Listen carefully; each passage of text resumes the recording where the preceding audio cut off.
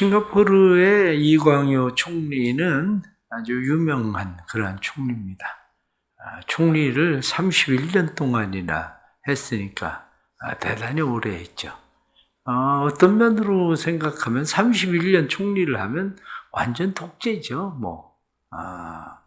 그럼에도 불구하고 싱가포르의 야당의 얼마의 숫자 말고는 싱가포르의 사람들은 다 이광효 총리에게 할 수 있는 데까지 하십시오. 그렇게 이광효 총리에게 총리를 할 수 있는 데까지 해라. 그리고 31년 동안을 그에게 나라를 맡겼습니다. 그가 고척동이라고 하는 사람을 지명해서 그 사람을 총리로 세우죠. 31년 총리를 끝내고 고척동이라는 사람을 총리로 세우고, 그리고 나서 고척동이 총리를 마쳤을 때는 그의 아들 이선룡이 총리가 됩니다. 그러니까 어떤 면으로 보면 본인이 30년을 했지, 자기가 지명한 사람 총리를 하지, 그 아들이 총리를 하지. 그러면 저 북한이나 별 다를 바가 없는 것 같은데, 왜 그 나라 사람들은 그렇게 총리를 할 수 있는 데까지 해라, 이렇게 이야기할 정도로 이야기를 했을까? 그 이유는 간단합니다. 싱가포르라는 조그마한 나라를, 부자 나라를 만들었잖아요. 부자 나라를 만드는 것뿐만 아니라 아주 청렴한 깨끗한 나라를 만들었거든요.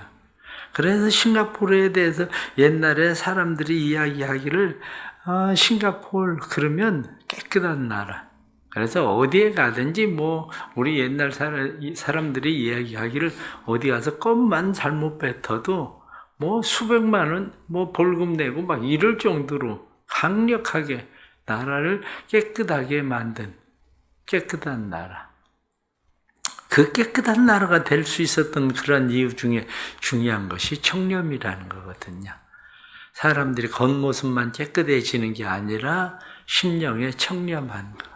그래서 자기 친인척이나 가족들, 친구까지도 부정을 저지르면 가차없이 그냥 제거를 하는 그러한 청렴함. 이러한 것들 때문에 그의 다스림, 그의 통치가 그렇게 오래돼도 사람들은 그걸 원했었죠. 그런데 그렇게 하게 된 중요한 이유 가운데 하나는 사람들이 그의 권위를 인정하는 거죠.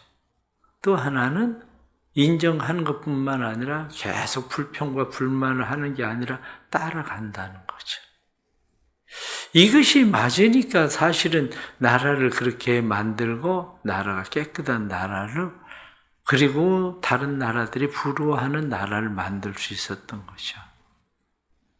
성경이 말씀하고 있는 건 하나님은 누구시냐? 이렇게 말씀할 때에 하나님에 대해서 그분은 온 세상을 다스리시는 분이다. 그렇게 말씀하는 거거든요. 하나님은 온 세상을 다스리시는 분.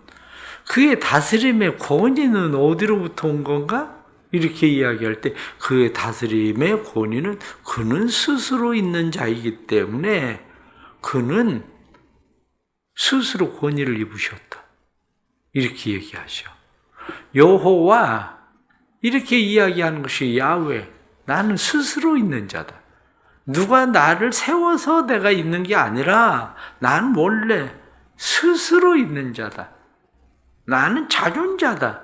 이렇게 하나님께서 말씀하시는 거예요. 누가 나한테 권위를 입혀주는 게 아니라 나는 스스로 있는 자.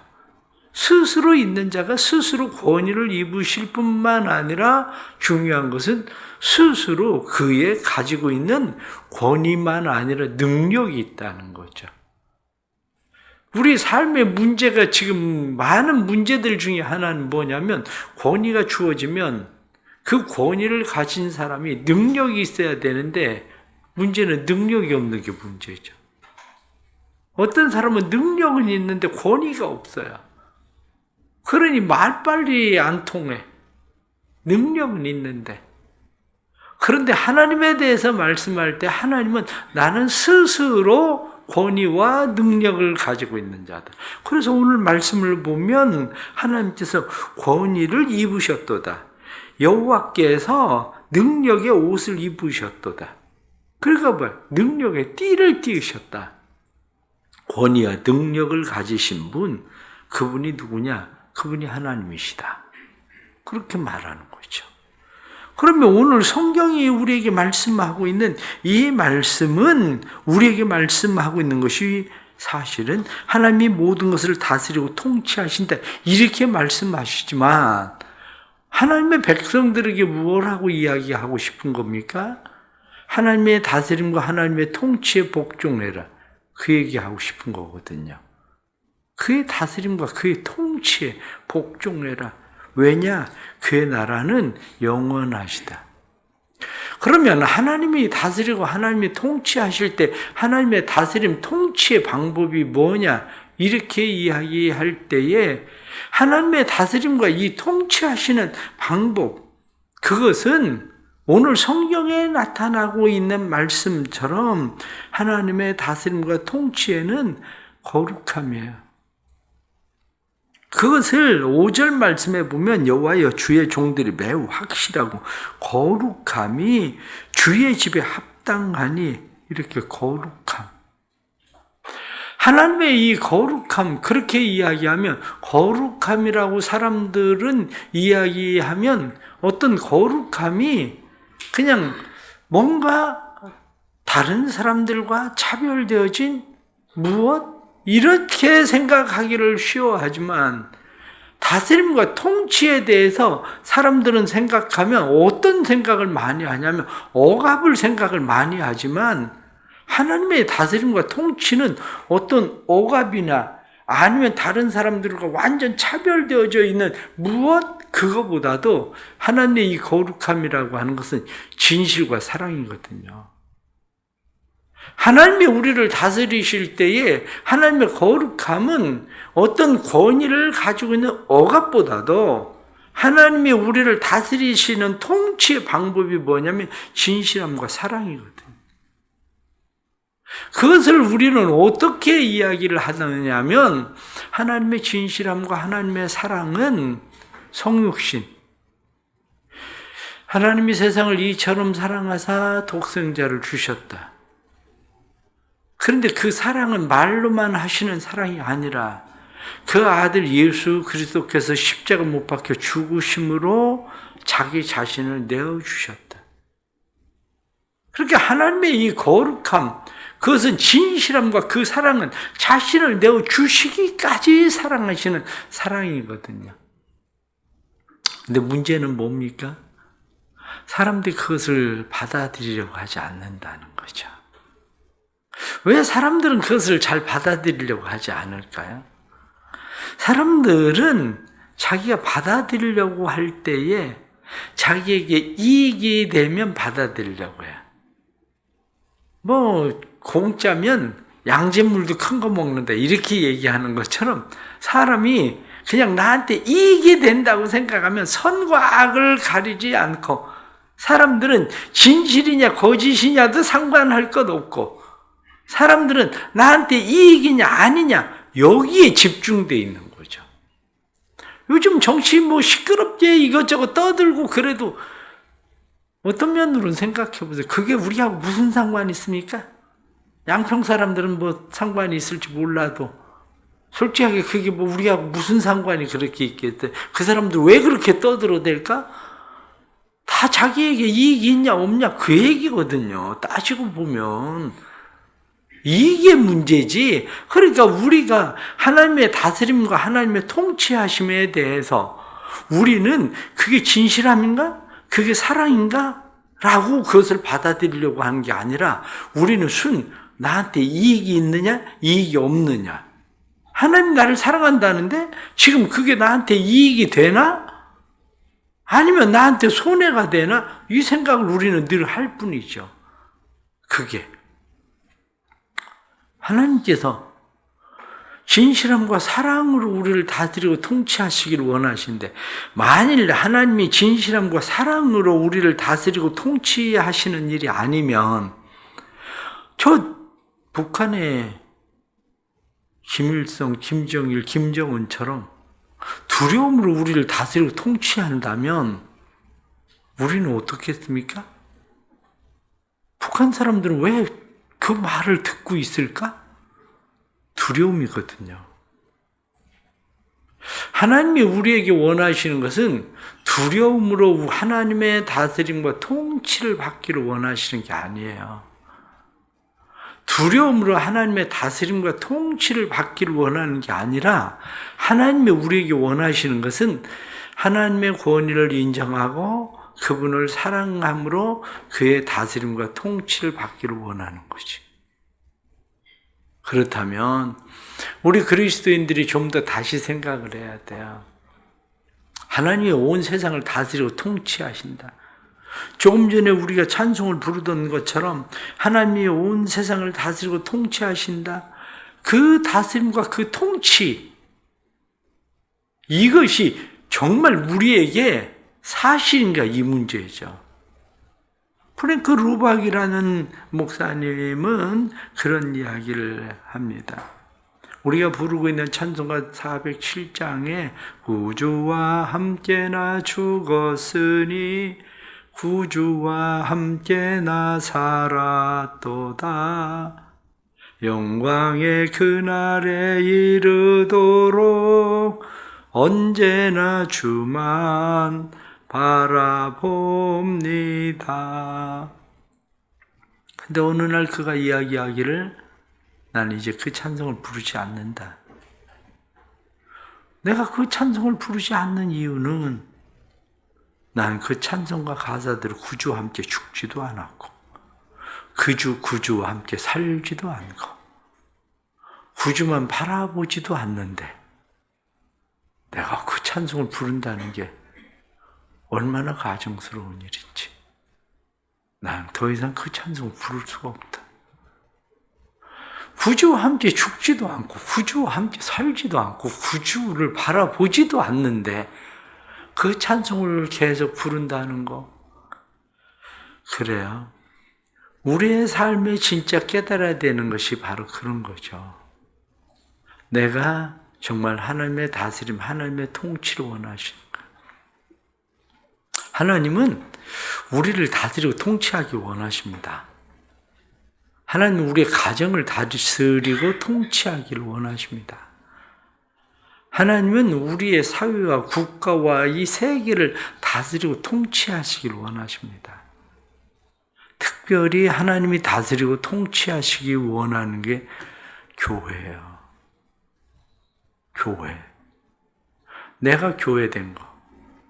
우리의 가정이 교회된 거. 우리의 교회가 교회되는 거.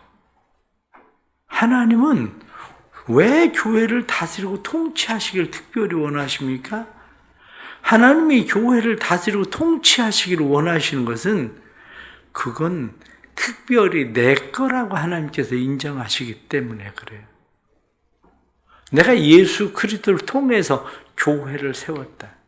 그의 피값으로 교회를 세웠다. 그의 피값으로.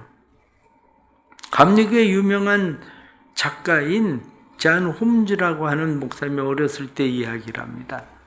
자기가 9살 때에 아버지와 함께 오케스트라를 갔습니다. 그런데 그때 당시에 흑인이었기 때문에 앞에 앉을 수가 없었대요. 오케스트라 저 3층 위에 가서 앉아 있는데 가서 조금 있으니까 무대에 악사들이 쫙 들어오기 시작합니다. 무대에 악사들이 쫙 들어와서 앉더니 조율을 하느라 삑삑삑삑 소리들을 서로 내기 시작을 합니다. 그때 홈즈가 자기 아버지에게 이야기를 해요. 아빠, 너무 시끄러워요. 저 사람들 뭐 하는 거예요? 왜 음악을 저렇게 하죠? 그때 아버지가 이야기합니다. 조용히 하고 잠시 기다려봐라. 조금 있으니까 조그만한 지휘자가 나옵니다. 조그만한 지휘자가 등장을 하더니 지휘봉 하나 들고 탁 치니까 조용해져. 그리고 나서 지휘를 하기 시작하는데 거기로부터 음악이 나오기 시작하는 거예요. 그가 이야기하기를 하나님의 교회는 그런 것과 같다. 하나님의 지시봉을 보고 지휘봉을 보고 사람들이 각각 자기의 소리를 내던 사람들이 그냥 그 소리에 지시에 맞춰서 소리를 내는 것. 그게 바로 하나님의 교회다. 세상의 경제력의 차이나 학식의 차이나 직종이나 성격이나 인종이나 문화나 모든 것에 상관할 것 없이 그들의 편집과 아십과 교만과 그 모든 것을 다 자기 소리를 내려놓고 지휘자의 소리에 맞추는 것. 그게 바로 교회다. 근데 오늘날 교회는 어떻습니까? 오늘날 교회를 보면서 참 안타까운 것은 교회는 편을 갈라서 열심히 기도해야 이게 하나님의 뜻이라고. 하나님의 뜻을 위해서. 하나님이 누구 편을 들어야 되나? 지휘자의 지시봉을 보지 않는데 지휘봉을 보지 않고 각각 자기의 소리를 계속 내면서 사람들은 이게 하나님의 뜻이라고 얘기를 하는 거야. 우리가 교회인데 교회된 우리가 오늘 성경 본문에 여호와께서 다스리시니 성경이 말씀한 것처럼 하나님께서 권위를 입으시고 능력의 옷을 입으시고 그가 띠를 띠시고 세계도 견고히 그의 앞에 서서 있어야 되는데 우리가 정말 그런가? 그런 거죠. 오늘 2절에 나타난 말씀 보면 주의 보좌는 예로부터 견고히 섰으며 주는 영원부터 계셨나이다. 주의 보좌는 예로부터 견고히 섰으며 하나님의 보좌가 흔들립니까? 하나님의 보좌는 영원히 견고히 섰는 게 하나님의 보좌인데 무슨 생각을 가지고 책 제목을 썼는지를 이해를 못하는 게 아니라 우리는 쉽게 얘기해서 하나님의 보호자를 움직이는 기도 이런 식이거든요. 내가 하나님의 보호자를 움직이겠다는 거예요. 우리는 하나님의 다스림과 통치에 내가 복종하겠다는 게 아니고 내가 하나님의 보호자를 움직여 보겠다는 거예요. 어쩌면 새벽에 나와서 기도하는 것이 내가 하나님의 보호자를 움직여 보려고 새벽에 나와서 기도하고 있는지도 모르죠. 그러면 하나님의 다스림과 통치하고는 거리가 먼 겁니다, 사실은. 하나님의 다스림과 통치는 거기에 있는 게 아니고 하나님의 다스림과 통치는 우리가 주만 바라봅니다. 지휘자의 지휘봉만 바라보고 거기에 우리의 초점을 맞추고 살겠다는 것이 우리의 기도인 거지. 그게 4절 말씀에 보면 높이 계신 여호와의 능력은 많은 물소리와 바다의 큰 파도보다 크니이다. 이게 많은 물소리. 3절에도 큰 물, 그렇게 큰 물, 큰 물결, 큰 물, 바다, 이게 뭐냐면 혼돈을 이야기하는 거거든요. 혼돈. 큰 물이라고 이야기하는 것은 우리의 힘으로 어떻게 해볼 수 없는 힘. 이게 바로 큰 물 이야기하고 있는 이런 이야기를 하고 있는 거거든요. 큰 파도. 파도를 우리가 뭐 어떻게 우리의 힘으로 해볼 수 있는 겁니까? 그런데 그것도 하나님의 다스림과 하나님의 통치 안에는 복종된다. 그 얘기거든요. 오늘 하루를 살아가면서 마음에 그렇게 생각을 해보세요. 내 마음에 일어나는 큰 파도, 내 마음에 일어나는 큰 물결, 내가 다스리고 내가 통치할 수 없는 어떤 그 강한 내 안의 감정이나 내 안의 억압이나 내 안에 있는 모든 그러한 것들에 대해서 내 안에 교만이나 편견이나 내 안에 아집이나 이런 모든 것들에 대해서 하나님이 다스려 주십시오. 하나님이 통치해 주십시오. 교회가 하나님의 뜻이면 아멘만 있다. 성경이 그렇게 말씀한 것처럼 아멘, 그리고 하나님의 뜻에 따라서 따라가는 거. 하나님 그런 교회 되게 해주세요. 내가 그런 교회 되게 해주시고 우리 가정이 그런 교회가 되게 해주시고 우리 교회가 그런 교회 되게 해주세요. 이게 우리에게 필요한 거죠. 그게 오늘 주시는 이런 말씀 보면서 우리는 항상 하나님의 다스림과 하나님의 통치를 우리는 원한다고 이야기하지만 문제는 우리가 하나님의 다스림과 통치를 인정하려고 하지 않는다는 거죠. 왜? 처음에 말씀을 드린 것처럼 나한테 별로 유익이 없다고 생각을 하기 때문에 그래요. 그러나 하나님께서 진리와 사랑으로 우리를 다스리고 통치하시는 것처럼 우리는 그 사랑과 그 진리 안에 하나님이 자신을 내어놓으시는 것처럼 우리를 내어놓을 줄 아는 것. 이게 바로 믿음인 겁니다. 그게. 우리 교회 안에 이러한 은혜와 이러한 믿음이 있기를 주의 이름으로 축복합니다. 그래서 하나님의 다스림과 하나님의 통치 안에 우리가 거함으로 하나님의 영원부터 영원까지 우리를 다스리고 통치하시는 분입니다. 고백할 수 있는 하나님의 주권만이 우리의 영원한 절대 주권이십니다. 고백하는 믿음으로 살아갈 수 있기를 바랍니다. 기도하겠습니다. 하나님 아버지, 우리를 다스리시옵소서, 우리를 통치하시옵소서. 우리는 늘 하나님의 다스림과 하나님의 통치를 바라고 원한다고 말하면서도 사실은 내게 유익이 되면, 이익이 되면 하나님의 다스림과 하나님의 통치에 복종하지만, 그러나 내게 이익이 되지 않으면 하나님의 다스림과 하나님의 통치를 거부하는 어리석은 사람들입니다. 사람들은 늘 다스림과 통치를 억압으로 생각하고 자기 마음에 들지 않으면 파업하고 데모하고 반항하고 저항하고 이것이 우리의 삶에 습관화되어 있습니다. 그러나 하나님은 특별히 세상 가운데 교회를 자신의 소유로 삼으시고 다스리고 통치하시기를 원하시는데 우리가 하나님의 다스림과 하나님의 통치하심 속에 온전히 거하는 믿음이 되도록 주님 도와주옵소서. 하나님의 크신 은혜가 사랑하는 성도들의 삶에 늘 함께 하셔서 하나님의 보좌는 영원부터 영원한 것을 저희가 믿습니다.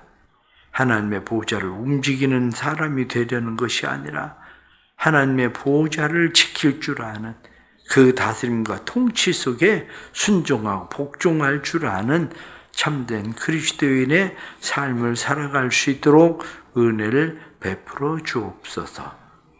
사랑하는 온 성도들에게 크신 은혜 주시고 믿음에 순종하는 마음 주셔서 하나님께서 자신의 아들을 내어주시기까지 우리를 진리로 다스리고 통치하시고 사랑으로 다스리고 통치하시듯 우리도 우리를 그렇게 내어줄 줄 아는 믿음의 삶을 살게 해 주옵소서. 교회 주께서 크신 은혜 베푸시고 교회가 이번 토요일부터 있을 유치부 성경학교에 은혜를 베푸시고 여름에 행하는 모든 성경학교 수련회를 통해서 우리의 사랑하는 모든 주의 자녀들이 하나님의 다스림과 하나님의 통치 속에 거하게 되는 삶을 배울 수 있도록 도와주옵소서. 주의 거룩한 영이 오늘도 우리를 이끄시고 교회를 교회되게 하시고 우리를 교회되게 하여 주셔서 우리로 복음의 사람들로 온전히 살아갈 수 있도록 인도해 주옵소서. 예수님의 이름 받들어 기도드리옵나이다. 아멘.